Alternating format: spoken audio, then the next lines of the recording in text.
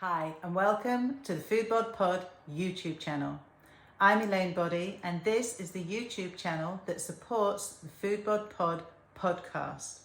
So here we share behind the scenes videos when we've been recording the podcasts. So in this video, it's all about cheese. So if you love cheese and are interested to see how it's made, you're going to enjoy this. So in this video, we visited White Lake Cheese in Somerset in the UK.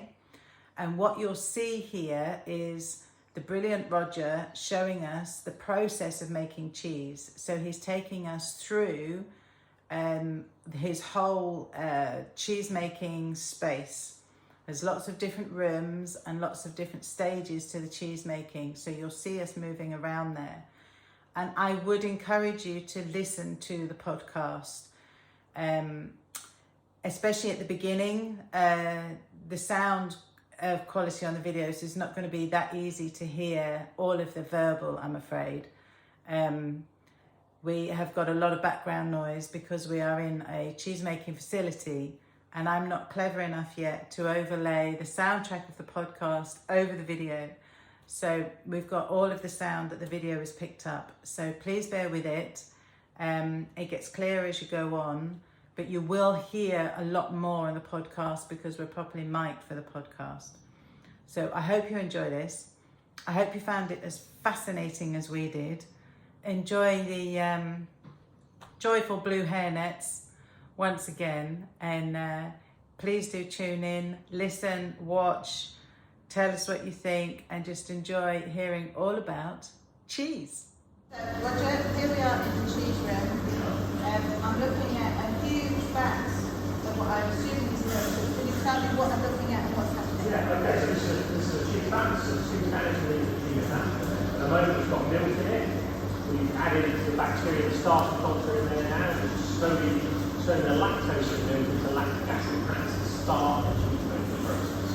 And what we're trying to do is control the acidity levels by using an artificial, not an artificial, but a bacteria that comes in a freeze-dried bag. In the old days, that wasn't available. You just made cheese from the milk using the natural bacteria that were in the milk. And people still do that. People still do that with raw milk cheeses. Something like parmesan is made with the whey from the day before. Does that mean it's a slower process if you do it that way? It's a more hit and miss process, and that's why most of us have switched this. It's not sterile, but it's a controlled mix of bacteria. We don't pasteurize something, so we have a lot of natural bacteria there already. What we're trying to do is ensure that nothing that we don't grow. This pattern of bacteria dominates the lactic acid. The other bacteria there provide the flavours, but the lactic acid bacteria don't. What we want to preserve the milk of cheese. That's the safest way to do it. So what's going to happen from this point then? So as you can see now, it's liquid, it's stirring it, just keeping it mixed for about an hour. And after an hour, we add the rennet. We use a vegetarian rennet rather than animal rennet. You get a better flavour from an animal rennet, but we find most cheeses they prefer a vegetarian rennet because some of their friends are vegetarian. Or often you go to a restaurant, vegetarian cheese anyway. Some people, they're not pasteurize people use animal rennet. Sometimes you get a bit of flavour from vegetarian rennet. You don't want to do that. Can I just stop you? Can you tell me what is rennet? Okay, so rennet is there's two parts of yours. Okay. Do you mind if I just stop you? Can you just explain to me what rennet is? Yeah, absolutely. So the cheese making, there's three things we need: milk, bacteria, and rennet. And rennet is a coagulant, so it makes the liquid set into a jelly or a junket. Now, it comes naturally in the stomach of all mammals, in calves or maybe lambs or kids, and it's how, when the mammal drinks the milk, it makes the milk coagulate in the stomach, so the stomach has time to digest it. Back to its original process. There are natural vegetarian rennets, so the same as the thistles is a natural vegetarian rennet. You can use pig leaves, so you get pig leaves, you make a little cone, some milk in it, it's set to a jelly, because pigs have a natural rennet coagulation. Wow. So there's all this stuff out there, you know. So it's also sort of fiction to a certain extent. it's more of a bacterial thing rather than a thickener. It's not a thickener in the same way that potato starch is. It makes chemically change the bonds in the milk.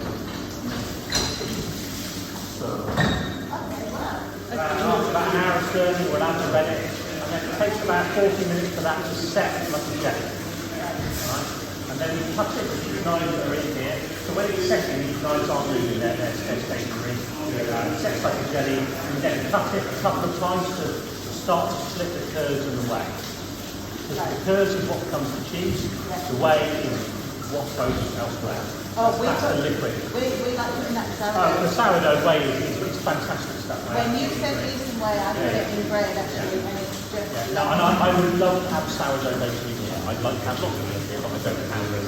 well, we can have that conversation. Absolutely. And I can also see you've got a thermometer on this. Are you waiting for this to reach a certain temperature? No, so this is the right temperature now. That's the heating is being done.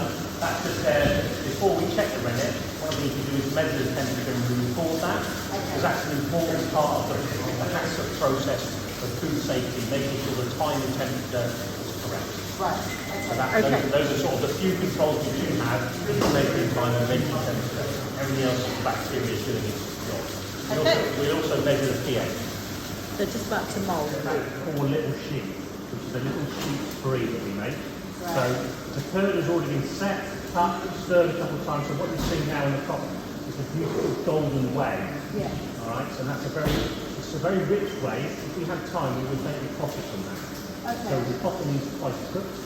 It's a byproduct from cheesemaking. It's not a true cheese because it doesn't have any in it, but you heat the whey up and the ricotta floats out of the centre and that becomes your ricotta. So this is you're removing that whey off the mold. Yeah, we don't use that whey for anything. That's because we need to get less whey in there, so when it goes in the mould, you don't overfill the gap. So what kind of cheese are we looking So this at? is a brie. This is a cheap brie. You can see that the curd is going into the mould now. It's a fairly fast process because the cheese grains very quickly. If it takes too long, you get some cheese that are too big and some cheese that are too small. So it's a question of sort of pastry speed when you're not trying to damage the curd, so they're not chucking it from the kitchen. They're gently pouring it in there, but much faster than some of the other cheese because the cheese grains quicker than the curd. And I can see there's That's all the way going into a bucket. so there's a cup underneath or a pipe underneath Yeah. both ways coming Yeah, out. so all the grains out the table into a bucket, and then that could be used elsewhere. We don't currently use it elsewhere. Long term, we would have a separator, so you separate that away and get the food, to be able to utilise that. And you can actually turn the whey into alcohol as well. You can turn it away, so you get some milk boxes, stuff like that. So longer term, that's something I'd love to do, but at the moment we don't have the space for the equipment for doing that. This is amazing. So we've got all of these beautiful soft cube Yeah. curds Yeah, being put into the mould. yeah. And so they're going to sit, how long will they sit in the mould? So they'll sit in the mould all day today and tomorrow morning. So they'll be turned a couple of times a day And why do you turn them? to make sure the whey drains out evenly. Right, okay. Because it's still quite a lot of liquid in there. It's a soft cheese. So if you didn't turn them, what would you do? You end up with a soggy bottom. No, As they say, no one likes a soggy bottom. Very much. And so as this is in the mould today, tomorrow that will be brined, and then it will come out of the mould tomorrow. And then it will sit on rack where it's turned 3 times a week for 2 weeks. Again, this is growing the mould, and we'll see the mould growing on the cheese later. But the brining is very important to get the right level of salt because cheese is preserved milk, and part of the making is the acidity of the milk, but the other part is the salt. If you don't put the salt in, you don't get the preservation, you don't get the shelf life. So you need to don't get the taste. Taste it. Some cheese is salted than others, so Texas and Greece is very salty.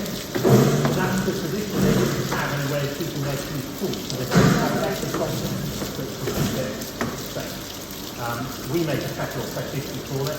And ours is nowhere near as salty because we have fruit to have that level of salt. So, there's a lot of government pressure to put less salt in cheese. You have to have a certain amount. It's unsafe to have too little salt. So it does the job more than just food. And that's why cheeses and salamis and all these things, they exist because ways of preserving food. At this time, particularly this time of year, when it's on land, there is tons of milk. And in the old days, you didn't milk cows. You don't really do it, they're milk cows. All their milk goes into milk powder and cheddar.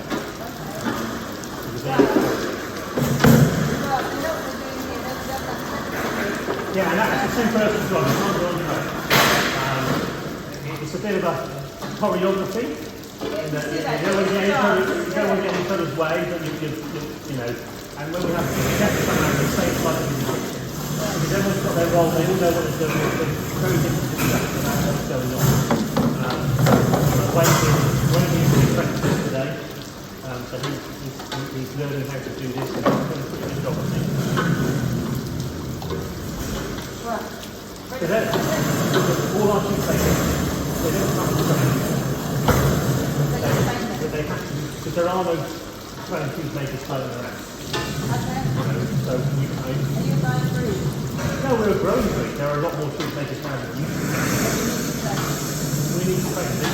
You know, we don't tend to let our cheesemakers go once they're here. We did get one escape the other day, but we've gone to those people. We've not let them.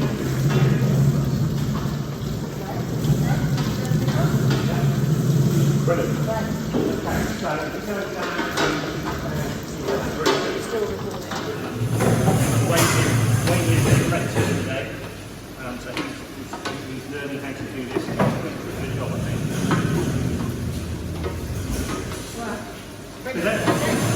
All our cheesemakers, they don't come and train. But they have to, because there are no trained cheesemakers floating around. So we can. Are you buying breed? No, we're a growing breed. There are a lot more cheesemakers now than you. We need to train them. You know, we don't tend to let our cheesemakers go once they're here. We did get one escape the other day, but he's gone to another cheesemaker. Not left me in this thing. For us. Okay, so first of all, we've seen a bit of hard cheesemaking. We've seen the milk stir, it's going to become pecorino later on. We've also seen the little cheese board, which is a soft brie. And here we have our third style of cheese, which is our lactic cheese. So this was milk yesterday, right? So the big difference between this and the other cheeses is a lot less rennet. So the setting is done by acidity rather than rennet. So this acidifies for a lot longer, and that's why it's called a lactic cheese. So this is the new cheese called Hampstead. This is a lactic cow cheese. And in front of us here you can see Dripple, which is a lactic goat cheese. Oh, I tried that.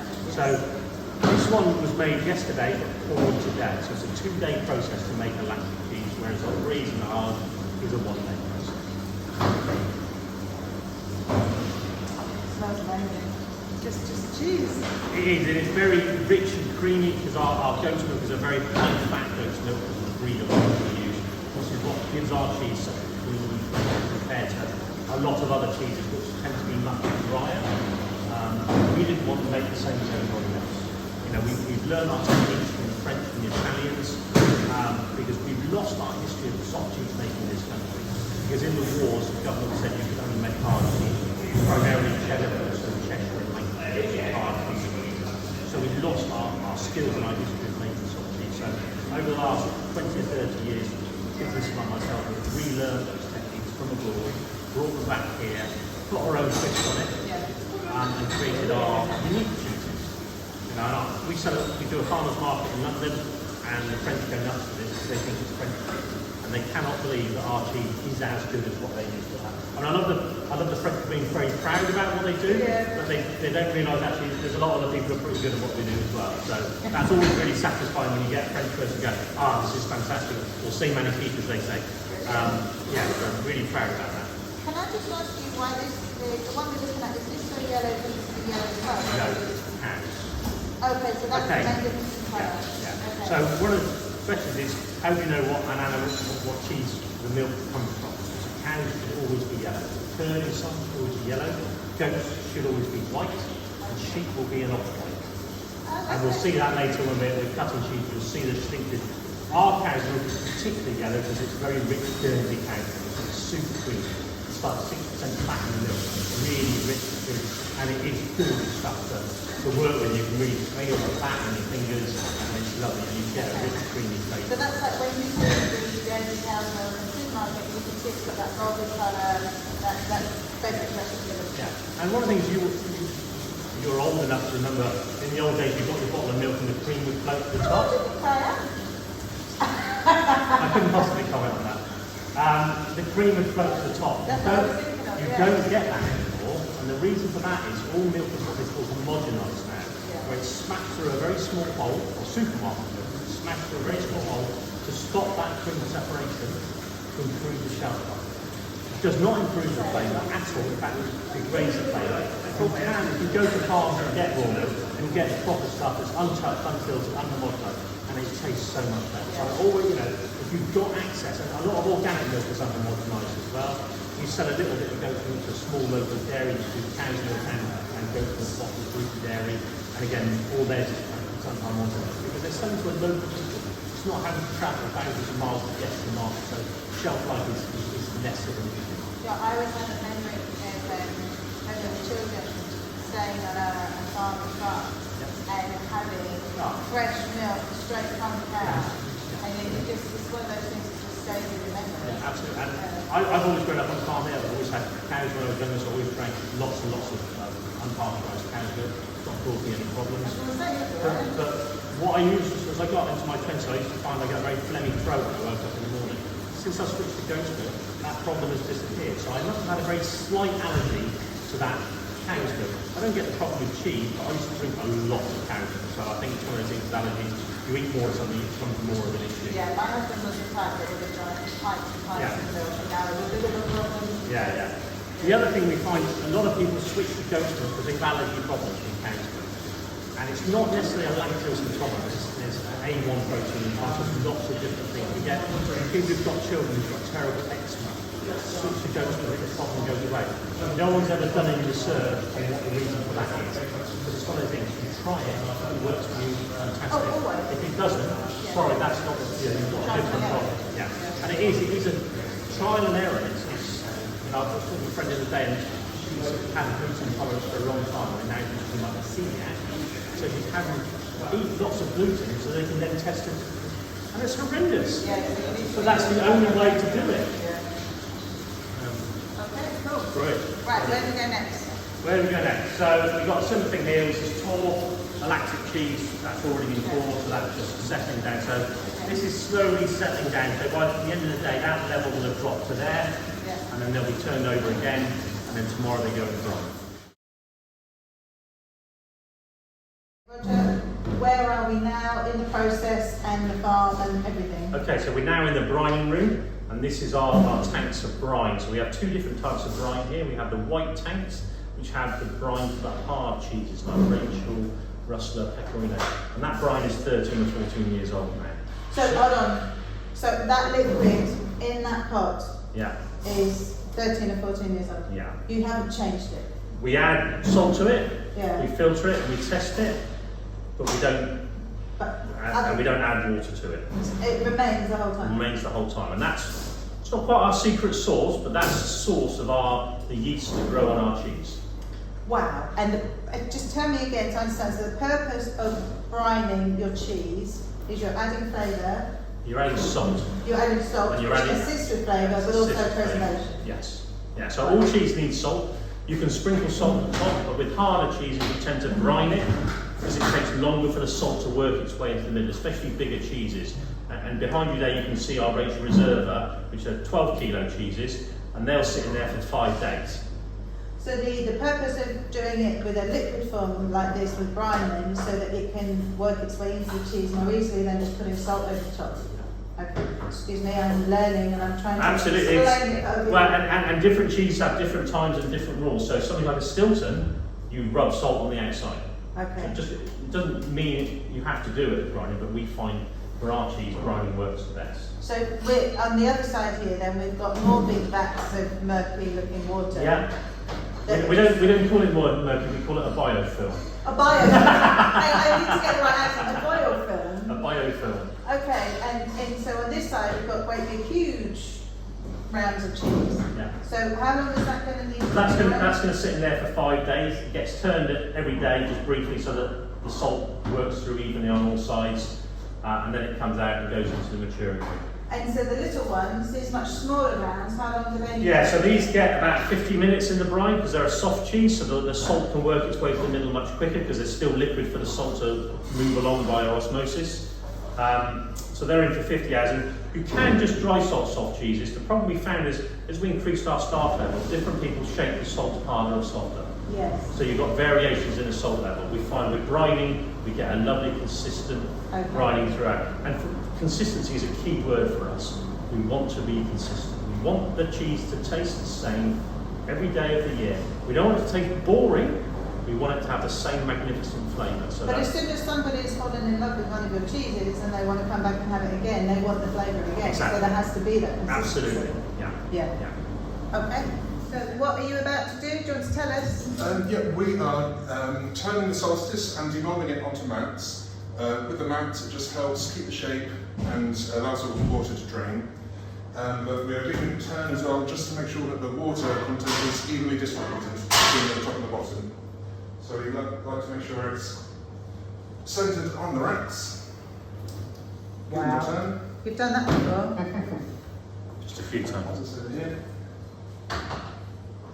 And it's a nice process, just taking the spaces off, and voila. Look at those beautiful shapes. And not a sprinkle No. of rice flour inside. Oh yes, nice. It's brilliant. There we go. Fabulous. Thank you very much. Roger, where are we now? Okay, so we're in the room now where our brie style, our white moulded cheeses grow their mould. So can I just tell people what we're looking at? Yeah. We are surrounded by racks and racks of beautiful cheese that's all moulded. There's most of it is white and there's one behind you which is yellow. Does that mean it's a different part of the process? I'll let you talk about it more, but I just wanted people to know what we're looking at. If you love cheese, oh my gosh. So what is going to happen again? Sorry, interrupting you. Okay, no, so what we have here is the cheese, we've just seen the solstice come out of the brine, and then the cheese comes into this room here where we control the temperature and the humidity. We're trying to get a white penicillin mould to grow on the outside of the cheese. We've already put that mould in the milk when we were making the cheese. It's now providing the right conditions for that mould to dominate. We don't want other moulds that are blowing around in the air to grow on the cheese. So we want that white mould to grow quickly and with a nice thin covering to protect the curd on the inside. So cheese making, you make the cheese and then you protect the cheese. So with these sorts of cheeses, we're protecting the cheese with a penicillin mould. With the driftwoods and tors, we're protecting the geotrichum mould. And with our hard cheese like Rachel, we're protecting it with a yeast. So in this instance, this is when mould is a good thing. Very much. So yeah, mould is definitely a good thing. It's doing its job. The right sort of mould is doing a great job. We don't want black moulds growing in here. Right. And that's, if you don't have the right conditions or the right acidity or the right humidity, those black moulds that are blowing around will grow. Okay, so in this instance, you are encouraging the right mould to grow on the cheese. Yeah. Okay. Yeah, I mean, cheese is a living thing. Its bacterial processes are ongoing throughout its entire life. So in here, you're controlling the growth of the mould to a certain point. Yeah.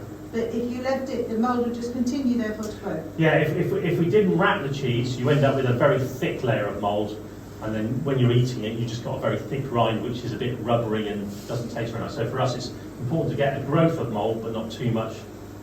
So mould becomes rind. Is that what we would be? Yeah. Me as a non-cheese person Yeah. would be saying it's the rind. Yeah. Okay. Yeah. All right. And horrendously, some people do cut the rind off soft cheeses, and it's just like you've lost so much of the flavour. Okay. And so much of the goodness, because mould is good for you. And which is a learning point then for people. Don't cut stuff. Make Yeah. sure that you use it and just eat the whole thing. Yeah, very much so. Okay, brilliant. Thank you very much.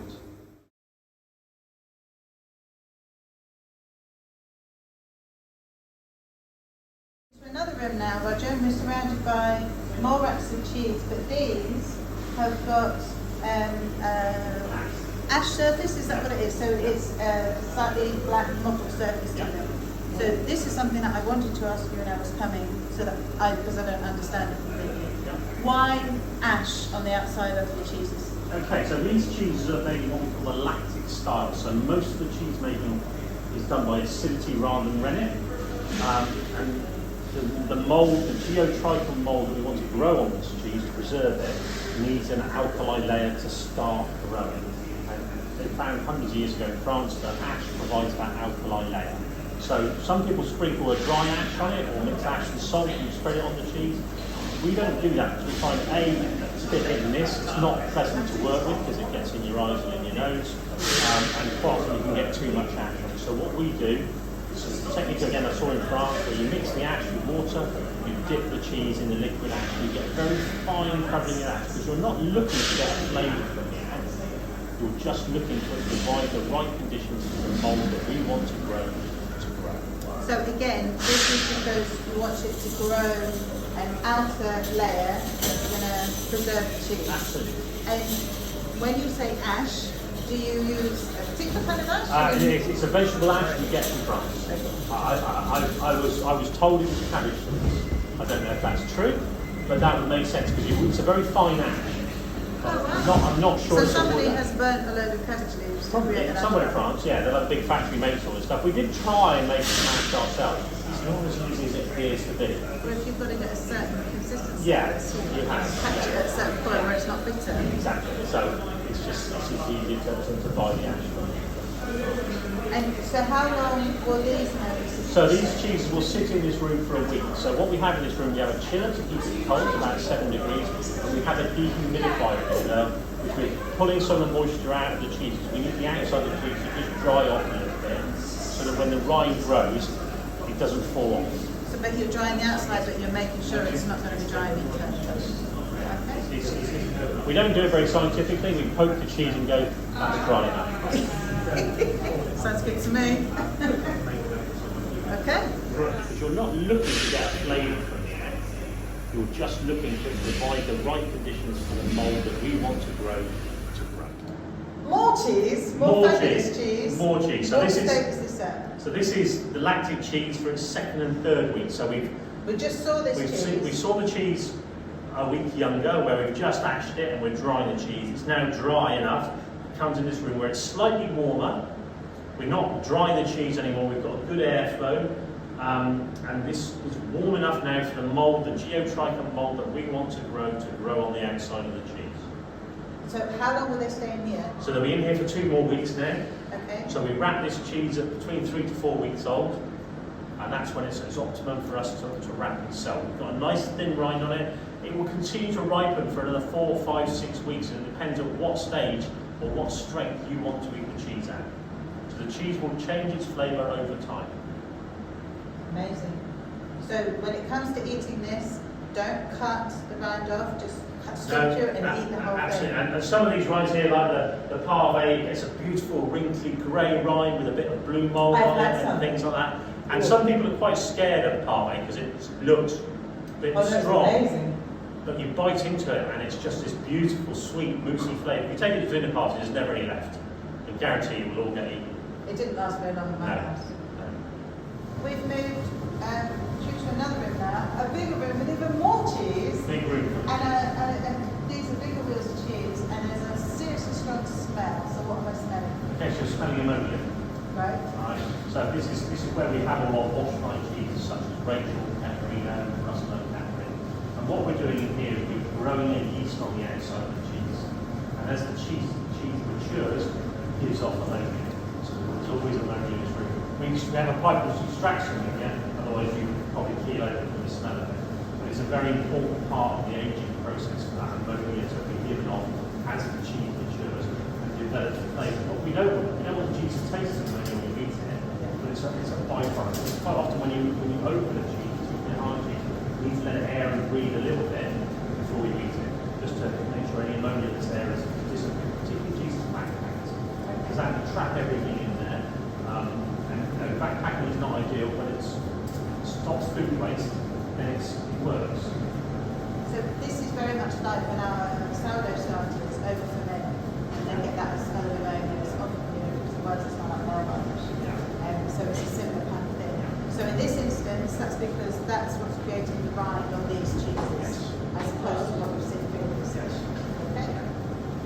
lots. Another room, bigger cheeses. It just tell me what I'm looking at. So this is Rachel Reserve. So this is our oldest cheese. So this is a beautiful hard goat cheese that we mature for 12 months. So it's very similar to Rachel when it's made, but because we age it for 12 months rather than 3 months, you get this fantastic range of beautiful fruity ester flavours when you cut into it. It's much harder than Rachel, slightly crumbly. It's very good for grating, but it is. And the rind on it is not nice to eat, but it's fantastic for cooking. So if you're packing in soups or stuff like this, it's got so much flavour, so don't throw it away, use it for cooking, or if you really have to, give it to your dog as a treat, because it's really good dog treats. But actually it's better to eat it. Put it in food, it's fantastic stuff. Is that why these wheels are so much bigger, because they're going to be in here for longer? Absolutely. So if you make a small cheese, you can only age it for a certain while before it dries out too much. Okay. For a long maturing cheese such as this, or a big cheddar or a parmesan, it has to be a big cheese to start with, so that as it ages, it will lose a bit of moisture. But if the surface area to volume is too great in a small cheese, you end up with a brick that has no taste, because you need that moisture for the taste. You don't want to lose all the moisture. I've just racks and racks of big wheels of cheese. It's amazing. I never thought of being aware like this. It's brilliant. Thank you. So what am I looking at now? So this is solstice. So we saw earlier, solstice being brined and Oh demoulded. yes, I recognise. And then it comes into this room here where we're trying to grow a yeast on the outside. So we have these, as this room is quite a big room, we have a small volume of cheese in here, but it's quite hard to control the humidity. So what we do with each stack of cheese, we have different controls on it. So this particular stack has a lovely bed sheet style covering, which traps some of the moisture, but allows some of the moisture to exchange through the sheet, and we find that works quite well. So the first couple of weeks will be in this sort of environment where we're trying to grow the yeast slowly. You don't want to go too fast because then it gets too thick. And it's very, and then turn it So behind you. this is coming back to growing rind on it here. Yes, it's all about growing the rind. So we're washing this in a mix of cider brandy and water. We actually use glassy spring water. We used to use brine. Another course in France is no, don't use brine, we use water. They use Baltic. It's there from the Baltic area.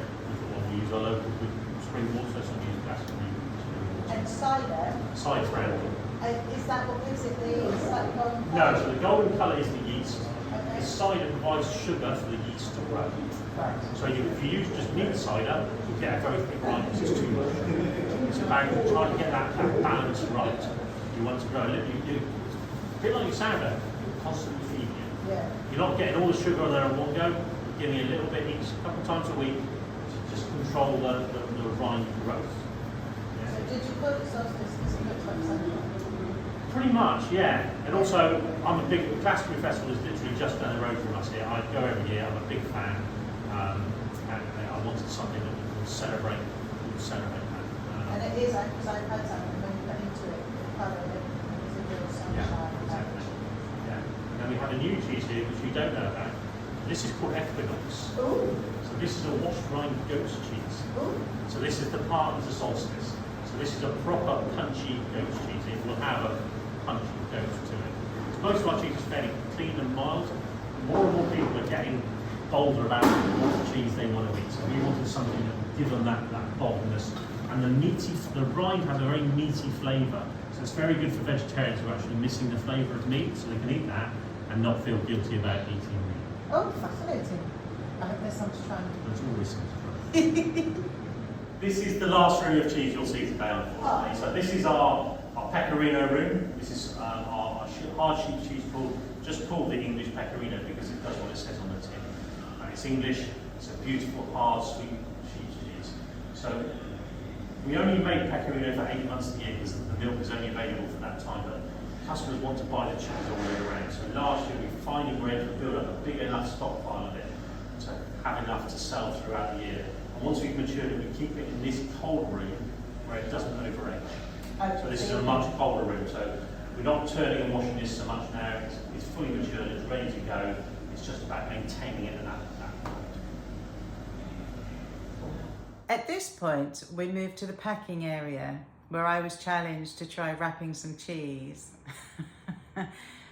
But you can see, I think I did okay. Wrapping room, and I think I've just been set up because I'm now with Josh, who's going to show me how to wrap some cheese. And I've just been volunteered to do this. So Josh, tell me what we're going to do. Will. Right, so what we're going to do, you start off with your paper sort of with the point towards you. Yeah. Perfect. And then if you want to grab one of these and we'll pop it. So the cheese we've got is like a barrel shape. Yeah. Perfect, yeah. So, easiest way to do it, if we bring up both sides up into the middle. Yeah. Perfect, that looks good. I don't think mine's very central. Let me start again. Both sides are into the middle. Perfect. And then, are you right-handed, left-handed? I'm right-handed. Lovely. So, I'll always hold it with the left. Yeah. And then what we want to do, almost like you would a birthday present, we kind of tuck down and then you want to fold in from the side to make a point. And then same with the other side, sort of holding it in the middle. Yeah. And then when you've got a bit of a point there, just pull it up over towards you. And you do that with your third hand, do you? Yes. Yeah. And then you engage your fourth hand. To hold the other bits, yeah, exactly.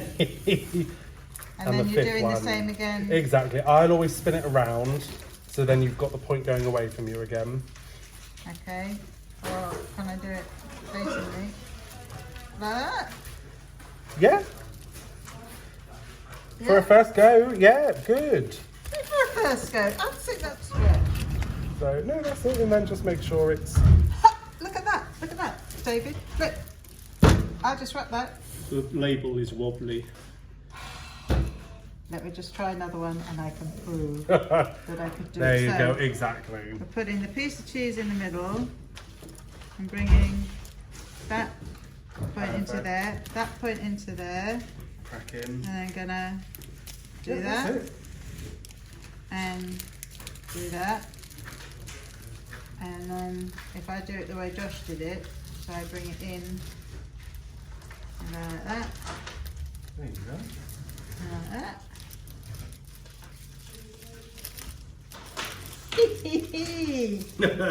Get me. Do you want me to see you in about 3 hours?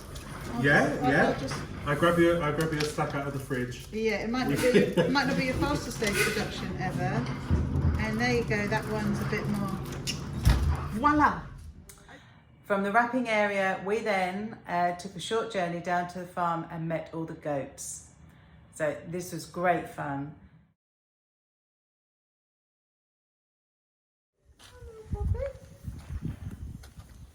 No. You're not going to try and nip me. I can see your mouth going. Oh yeah, no, they love people think goats eat everything. Goats are very fussy about what they eat, but they love the different textures in their mouth. We are now in a huge barn surrounded by many, many goats. We are. So this is where all of your goat's milk comes from? These are my girls. These are the ones that do the real hard work producing the milk, which we're very grateful for. So how many goats have you got here? So we milk about 700 goats. We have about another 400 young stock because we're always improving the quality of our goat herd through using artificial insemination to get fresh genetics. So we don't buy any animals from other farmers because of disease risks. So we're fully self-contained. We buy AI straws from France to get fresh genetics, and which is why our goats are slowly turning into this lovely brown and black striped goat called the French Alpine, which produces a milk that is much better for cheese making. And we are the only people in this country using these animals on this scale. So are you saying that all of your goats will eventually be the brown and black? Yeah, and we'll see that later when we go and see the kids. They are 95% now brown with a black stripe. So what kind of age are the goats that we're looking at the moment? So we generally only keep goats for 4 to 5 years. We have had goats 8 or 9 years, but we find having kids is quite stressful for them. So we don't want to do it too often. Mm-hmm. We would rather have a good, healthy goat, strong goat, and then when it comes to the end of its career, it goes off to market. I'm mesmerised because this goat that we have in front of us is just very happily just being stroked and looking at us piercingly. But, I don't think she's commenting on the colour of your fleece, but she is a fashion victim. Look at that. So they've all got these ear tags. Yeah. You see, don't like their ears being touched. No. Absolutely hate their ears. So the big orange tag, which so we can read it, the letters are big enough. Yellow tag is electronic tag, because that's the law. And then a blue tag, in case we lose one of the other tags, we know what number her actual number is. I'm really surprised at how big they are. To me, goats, in my mind, goats would be smaller. Yeah, I mean, you know, people. A lot of the videos you see on YouTube and what have you are pygmy goats generally, because they tend to be naughty and frolic, but they don't actually. People don't generally milk pygmy goats because if they're small, they've got no milk on them. So commercial milking goat herds will be goats of this size. The white goats here are a Saanen breed. They tend to be very big. They can get very big, like Holstein cows, but they produce a very thin milk, if that makes sense, not with the fat and protein content we want. So all our goats are crossbred. We don't do pedigree breeding. We're very much believers in mixing breeds to get a more robust goat. And now we've very much gone down the French Alpine route, because that's giving us a good, solid, strong goat that will produce milk, will kid easily, because that's a big issue. We don't really help the goats kid. When we had cows, quite often you're helping calves be born. Same with sheep. If you ever watch any programs about lambing sheep, there's always having to help the sheep, because our goats are milk producing goats. They're not muscly animals, so they kid very easily. The kids are quite live and they pop out quite easily. So it's not something that's stressful. So it's not stressful for them at all. They generally have twins, sometimes triplets, very occasionally quads. We don't like quads because you end up then with 4 small kids that really struggle to survive. They require a lot of effort to keep them alive. So yeah. Oh, some of them, so big they're like small ponies. Yeah, so you can. There are things called harness goats. So there are people who will have, particularly Toggenburg goats, which are brown goats, and they'll have them as castrated billies, and they will grow almost shoulder height, and they'll harness them to a small carriage. Wow. The goat world is a very strange world. Yes. And I was watching a video of yours this morning, and you said that you need to keep them inside. You can't let them out. Yeah. So a lot of people think goats. Oh, yeah, I never see goats, but that's because they're generally kept inside, not just in this country, but in France and elsewhere. Because our biggest risk here to our goats is TB, tuberculosis. If goats get TB, they all get it very quickly because they are so social. They breathe on each other. They come face to face with each other. So that is our biggest threat to our farming is TB, and we are in a high TB area. We have a lot of cows in this area that can get TB. There's a lot of badgers and deer in this area that will carry TB. And although the goats won't go up to badgers, if a badger or a deer that has TB piddles on the grass and the goats eat it, they'll get TB straight away. Right, So it's okay. a highly So it's a infectious protection thing. So thing. it's really for them. The other thing is goats are browsers, not grazers. So if you put them out in a field of lush green grass, they'll go, what am I supposed to do with this?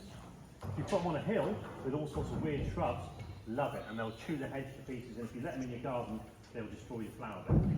But they don't eat grass unless they have to. They've got nothing else to eat, they'll eat the grass. But when we first had goats, we thought, great, they'll go outside. Yeah. We weren't interested in the slightest. And so we've always kept them inside, as most commercial farms or farms in this So country do. it's not like the sheep then. They're not going to keep the grass levels down or something like that. No.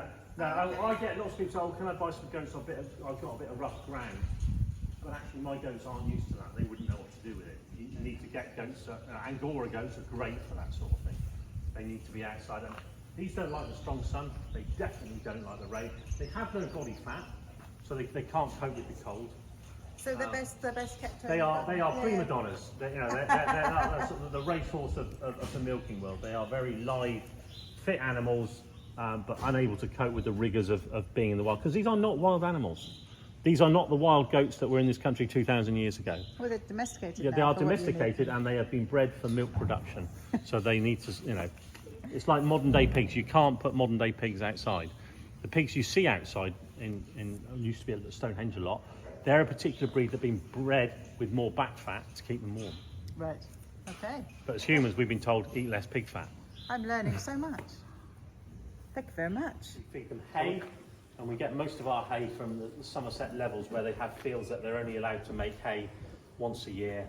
And so we get all sorts of interesting plants in there. So a lot of farmers don't want that sort of hay, but our goats love that interesting hay with dock leaves and rushes and all sorts of things. So that's what they get that's their fun food. They don't actually need the hay from a dietary, from an energy point of view, but they love to chew it. They love the textures of it. and it's a good bit of fun for them. And then the main thing we feed them is a pelleted cake, which is a mix of wheat, sugar beet, barley, oats, minerals and things like that. So that's a fully balanced diet. That will provide everything they need to grow, to be strong and produce the level of milk that we want to produce. We don't overfeed our goats because we don't want to get them fat, and we're also not looking to feed them a huge amount of milk food to get lots of milk out of them. What we want is quality milk. Yeah. So we regulate the amount of food they get so that they produce a quality milk for cheese making. Sorry, I should have been asking you my questions, but I've been busy with someone trying to nibble me. Yeah. No, they are just Very they are just awesome fun, aren't they? They are tremendous fun. The other thing we found when we first started milking goats is they like fresh water, so we have tiny little troughs, so it's always fresh. When we first had them, we thought it was like cows who have a big water trough. They didn't like it. Once the water was 2 or 3 days old, they would rather die than drink They're it. quite picky, aren't They are very picky. People think goats will eat anything, but they're actually very picky about what they put in their mouth. They like to chew lots of things. They'll steal your mobile phone if you're not looking, or have a toggle on your coat or anything like that, because they like the different textures in their mouth. Yes, I'm noticing But this. they're actually very fussy about what they eat. But they don't mind if they might just try and have a nibble of my Yeah, leg. and we do love it when we have cameramen who leave their bags too close to the goats, because they have a long tongue. They will get it, and they will stand there and they will literally stand on each other's shoulders to get things up high if necessary. They are very intelligent. So funny. We did get on the roof one day, where we put some bales up against the barn, and they got out, climbed up the bales, got on the roof, but the roof wasn't strong enough for us to walk on, so it took 5 days for the last 2 to fall through. Safely. Safely. Amazingly, they landed fine, like cats almost, but yeah, they weren't injured, but there was no way, they were living off the moss on the roof, there was no way I was going up there to get them down. We tried tempting them with hay and things, but they weren't interested. So they are fun, mischievous, but yeah, they are, I love them to bits. So we're in the milking parlour now. This is very similar to how you milk cows. We don't milk goats by hand, we have a milking parlour, so 20 goats come in each side. Goats only have 2 teats, which was a bit of a surprise to me, because I was used to cows having 4, I didn't really think about it, but they only have 2 teats. And you basically put these, what we call clusters, onto their teats, and it gently massages the teat, so it's trying to mimic the mouth of a baby goat. So it's a vacuum, but it's a pulsating vacuum. So it's not a pull? It's not a pull, it's just a very gentle squeeze. You imagine your hand opening and closing very gently, that's all it's doing. I mean, it's doing it slightly faster, but it's just gentle. If you ever watch a lamb or a kid suck, they suck quite quickly, because they're only pulling a little bit of milk out each time. So it's a very gentle massage. So are you milking goats daily? Every day, twice a day. Oh, twice a day? Twice a day, yeah. Okay. Because they produce a lot of milk. If you don't make them twice a day, their udders get very distended and it's painful. So it's really important to milk them twice a day. They like routine, so they tend to be the same group at the same time. Okay. If we move groups around, they get a bit antsy for a couple of days until they settle down into their new routine. We want our goats to be happy, because happy goats are productive goats, and every farmer will be the same with all animals. It's all about keeping the animal happy, what's best for the animal. So yeah, they come in here, they get milk twice a day, put the clusters on, it gently squeezes. When it's finished milking, the machine detects there's no more milk coming through, so it stops squeezing and the cluster just naturally falls off. And then when the whole row is finished, the front opens up and all the goats go out as a group of 20 and go back into their pen. So they're not out of their pen or away from their food for very long. We don't feed in the milking parlour. Some people do. We don't. We feed them in their bedded area. And they're happy to come in. They like to be up high. So goats love to be king of the castle. You'll see them up in trees. Climbing, They always want to be up high. Not because they love height, but they're nosy.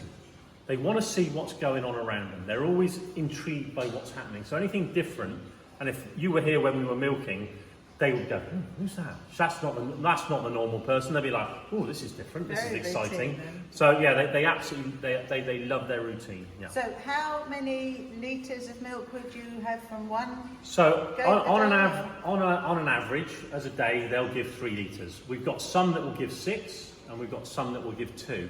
And that's the difference in the genetics of the goats. We have a lot less goats producing 2 now and a lot more goats producing 6, but the average is about 3.5 now as our genetics have been improved. So what's the timescale then from you milking a goat, collecting the milk, to you then using that milk? So the morning's milk will be made for cheese that morning. So they'll finish milking about 8 o'clock, and that's straight in the cheese vat. Wow, Yeah. that quick. Yeah. Okay. Yeah. The weekend milk, we don't make cheese at the weekend. So the weekend milk we'll make on a Monday. And that aging of the milk, I do think makes a better cheese. Right. And that's certainly a case with cheddar making. You'll get a better cheese. So you use it for different cheeses based on when you collected it? Yeah. Okay. Yeah. Cool. Right, they'll come up. Hello. Are you Hello. So yeah, so these were, where are we now? In April now. So these were born in middle of February. So these are about 6 weeks old now. Gosh, this is so many. Yeah, they love a bit of attention. They're super curious.